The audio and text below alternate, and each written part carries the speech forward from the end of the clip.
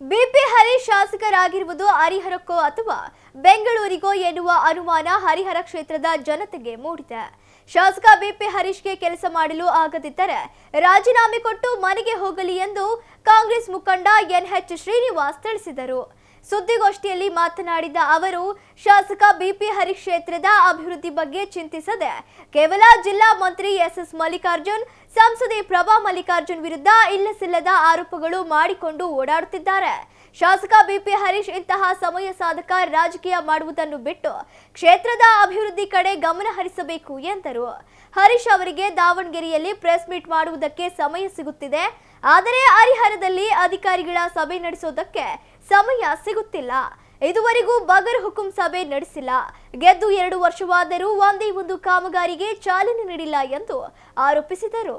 ನಮ್ಮ ಹರಿಹರದ ಹಾಲಿ ಶಾಸಕರಾದಂಥ ನಮ್ಮ ಬಿಪಿ ಹರೀಶ್ ರವರ ವರ್ತನೆಗೆ ಎಲ್ಲ ನಮ್ಮ ಜನಗಳೆಲ್ಲ ಬೇಸತ್ತು ನಾವು ಒಂದು ದಿವಸ 2 ದಿವಸ ನೋಡಿ ಇವತ್ತು ಸುಧಾರಿಸ್ಕೊತಾರೆ, ನಾಳೆ ಸುಧಾರಿಸ್ಕೊತಾರೆ, ನಾಡಿ ಸುಧಾರಿಸ್ಕೊತಾರೆ ಅಂತೇಳಿ 1 ವರ್ಷ ನೋಡಿದ್ವಿ, 2 ವರ್ಷ ನೋಡಿದ್ವಿ, ಈಗ 3ನೇ ವರ್ಷಕ್ಕೆ ಕಾಲಿಟ್ಟಿದ್ವಿ.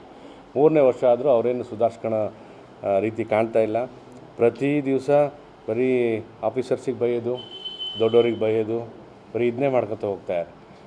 ಅವರಿಗೆ ಹರಿಹರದಲ್ಲಿ ಏನೇನು ಕೆಲಸ ಆಗಬೇಕಾಗಿದೆ, ಏನೇನು ಕೆಲಸ ಬೇಕಾಗಿದೆ, ಜನತೆಗೆ ಏನೇನು ಬೇಕು ಅಂತ ಅವರಿಗೆ ಗೊತ್ತೇ ಆಗ್ತಿಲ್ಲ. ಅವರು ತಿಳ್ಕೊಳ್ಳೋಕ್ಕೂ ಪ್ರಯತ್ನವೂ ಮಾಡ್ತಾಯಿಲ್ಲ.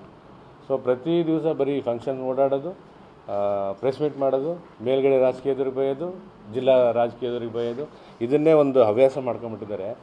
ಸೊ ಅವರು ಹಿಂದೆ ಈಗ 30-40 ವರ್ಷ ರಾಜಕಾರಣದಲ್ಲಿದ್ದಾರೆ. 30-40 ವರ್ಷ ರಾಜಕಾರಣದಲ್ಲಿ ಇದ್ದರೂ ಕೂಡ ಈಗ 2ನೇ ಬಾರಿ ಶಾಸಕರಾಗಿದ್ದಾರೆ. 2ನೇ ಬಾರಿ ಶಾಸಕರಾಗಿ ಹರಿಹರಕ್ಕೆ ನಿಮ್ಮ ಕೊಡುಗೆ ಏನಂತ ನಾನು ಕೇಳಬೇಕಾಗಿತ್ತು. ಈಗ ಮೊದಲನೇ ಶಾಸಕರಾಗಿದ್ದರು, ಅವಾಗೂ ಏನೂ ಮಾಡಲಿಲ್ಲ. ಈಗ ಶಾಸಕರಾಗಿದ್ದಾರೆ, ಅವರು ಡೆವಲಪ್ಮೆಂಟ್ ಬಗ್ಗೆ ಯೋಚನೆ ಮಾಡ್ತಾಯಿಲ್ಲ. ಒಟ್ಟು ಹಿಂದೆ ನಮ್ಮ ಡಾಕ್ಟರ್ ವೈನಾಗಪ್ಪ ಇದ್ದಾಗ ಒಂದು ಹರಿಹರಕ್ಕೆ ಸೇತುವೆ ಮಾಡಿದರು, ಅದು ಇವತ್ತು ಶಾಶ್ವತ ಉಳಿದಿದೆ.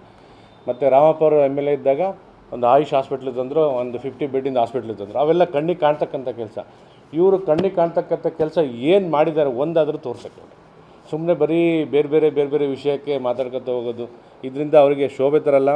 ಆಮೇಲೆ ಅಲ್ಲೆಲ್ಲ ಹುಚ್ಚಿಡಿದಿದೆ ಅಂತ ನಮ್ಮ ಜಿಲ್ಲಾ ಮಂತ್ರಿಗಳಿಗೆ. ಸೊ ಅವರಿಗೆ ನಿಜವಾಗ್ಲೂ ಹುಚ್ಚಿಡಿದಿದೆ. ಯಾವ ಹುಚ್ಚಂದರೆ ಅವರಿಗೆ ಯಾವಾಗಲೂ ಅಭಿವೃದ್ಧಿ ಹುಚ್ಚಿಡಿದಿರ್ತೈತಿ. ಹಿಂದೆ ಅಧಿಕಾರಕ್ಕೆ ಬಂದಾಗ ಏನು ಮಾಡಿದ್ರು, ಎಷ್ಟು ಅಭಿವೃದ್ಧಿ ಮಾಡಿದ್ರು ಅಂತ ನಿಮಗೆಲ್ಲ ಗೊತ್ತಿರ್ತಕ್ಕಂಥದ್ದೇ. ಈಗ ಅಧಿಕಾರಕ್ಕೆ ಬಂದಾಗಿಂದ ಏನೇನು ಅಭಿವೃದ್ಧಿ ಮಾಡ್ತಿದ್ದಾರೆ ಪ್ರತಿ ದಿವಸ ಜನತೆ ನೋಡ್ತಾನೆ ಇದ್ದಾರೆ. ಅವ್ರಿಗೆ ಪ್ರತಿ ದಿವಸ ಅವ್ರು ಹುಚ್ಚಲ್ಲೇ ಇರ್ತಾರೆ. ಈಗ ಅಭಿವೃದ್ಧಿ ಯಾವ ರೀತಿ ಅಭಿವೃದ್ಧಿ ಮಾಡಬೇಕು, ಯಾವ ರೀತಿ ಕ್ವಾಲಿಟಿ ವರ್ಕ್ ಮಾಡಬೇಕು, ಯಾವ ರೀತಿ ಅದು ಪರ್ಮನೆಂಟಾಗಿ ಸ್ಟ್ರಕ್ಚರ್ ಉಳಿಬೇಕು, ಅದನ್ನು ಯೋಚನೆ ಮಾಡ್ತಿರ್ತಾರೆ ಹೊರತು ಈ ರೀತಿ ಕೆಳಮಟ್ಟದ ರಾಜಕಾರಣ ಅವ್ರು ಯಾವತ್ತೂ ಮಾಡಲ್ಲ. ಆಮೇಲೆ ಹರಿಹರಕ್ಕೆ ಬರೀ ಬೈರಿನ ಪಾದ ಅಂತ ಬರೀ ಸೋತಾಗ ಅಷ್ಟೇ ನೆನಪಿರ್ತದೆ ಅವರಿಗೆ, ಗೆದ್ದಾಗ ಏನು ನೆನಪೇ ಇರಲ್ಲ. ಈಗ ಗೆದ್ದು ಈಗ 30ನೇ ತಿಂಗಳು, ಇವತ್ತು 29-30 ತಿಂಗಳಾಯಿತು. ಯಾವುದಾದ್ರೂ ಒಂದು ಸಚಿವರಿಗೆ, ಯಾವುದಾದ್ರೂ ಒಂದು ಜಿಲ್ಲಾ ಮಂತ್ರಿಗಳಿಗೆ, ಸಂಸದರಿಗೆ, ಕನ್ಸರ್ನ್ ಸಚಿವರಿಗೆ ನನ್ನ ಹರಿಹರ ತಾಲೂಕಿಗೆ ಏನಾದರೂ ಬೇಕು ಅಂತ ಏನಾದ್ರು ರಿಕ್ವೆಸ್ಟ್ ಕೊಟ್ಟಿದ್ರೆ ಕೇಳಿ. ಯಾವುದೂ ರಿಕ್ವೆಸ್ಟ್ ಇಲ್ಲ. ಈಗಿದ್ದಾರೆ ರಾಜ್ಯದಲ್ಲಿ ಬೇರೆ ಕಡೆ BJP MLAಗಳಿದ್ದಾರೆ. ಪಾಪ ಲೋಕಲ್ ಕಾಂಗ್ರೆಸ್ ಲೀಡರ್ನ ಕರ್ಕೊಂಡು ಹೋಗಿ ಏನೋ ಕೈಲಾದಷ್ಟು ತಗೊಂಬಂದು ಕೆಲಸ ಮಾಡಲಿಕ್ಕೆ ಅವ್ರು ಪ್ರಯತ್ನ ಮಾಡ್ತಾಯಿದ್ದಾರೆ. ಸೊ ಇದನ್ನು ಅವರು ಯಾವತ್ತೂ ಮಾಡಿಲ್ಲ. ಮುಂದಾರು ಮಾಡಲಿ ಅಂತ ನಾವು ಈ ಪತ್ರಿಕಾಗೋಷ್ಠಿ ಮುಖಾಂತರ ಕೇಳ್ಕೊಳ್ತೀನಿ. ಮತ್ತು ಹಿಂದೆ ಮಲೆಬೆನ್ನೂರಿಗೆ ಇಂದಿರಾ ಕ್ಯಾಂಟೀನ್ ಸ್ಯಾಂಕ್ಷನ್ ಆಗಿತ್ತು. ಅದು ಸರ್ಕಾರಿ ಜಮೀನನ್ನ ಒಬ್ಬರು ಸ್ಕೂಲಿಗೆ ದಾನ ಮಾಡಿದರು. ಆ ಸ್ಕೂಲ್ 2003ರಲ್ಲೇ ಬಂದಾಗಿತ್ತು. ಆ ಡೇಟ್ ಸಮೇತ ಎಲ್ಲ ಐತಿ. ಆ ಡೆಮಾಲಿಷನ್ ಆರ್ಡರ್ ಡೆಮಾಲಿಷನ್ ಮಾಡ್ಬೇಕಾದ್ರೆ ಯಾರೋ ಒಂದು ಕ್ಷುಲಕ್ಷ ಯಾರೋ ರಾಜಕಾರಣಿಯಿಂದ ಯಾರೋ ಸಣ್ಣ ಪುಟ್ಟ ಹೇಳಿದರು ಅಂತೇಳಿ ಸುಮ್ಮನೆ ನಿಲ್ಲಿಸಿ ಅದನ್ನು ಕೋರ್ಟಿಗೆ ಹಾಕಿಸಿ ಇವತ್ತು ಮೊನ್ನೆ ಕೋರ್ಟಿಂದ ಆರ್ಡ್ರ್ ಆಯಿತು. ಈಗ 2 ತಿಂಗಳಾದ ಕೋರ್ಟಿಂದ ಆರ್ಡ್ರ್ ಆಗಿ, ಅದು ಹೇಗೇನು ಸರ್ಕಾರಿ ಜಮೀನು ಅಂತ ಹೇಳಿ. ಸೊ ಇಷ್ಟು ಒಂದು 10 ತಿಂಗಳು, ಒಂದು 20 ತಿಂಗಳಾಗ್ತಿತ್ತು ಈಗ ಇಂದಿರಾ ಕ್ಯಾಂಟೀನ್ ಓಪನ್ ಆಗಿ. ಎಷ್ಟೋ ಜನ ಬಡವರು ಊಟ ಮಾಡ್ತಿದ್ರು. ಸೊ ಅದನ್ನು ತಪ್ಪಿಸಿದ್ರು. ಇವ್ರೇನಾರು ಊಟ ಹಾಕೋಕ್ಕಾಗತ್ತಾ?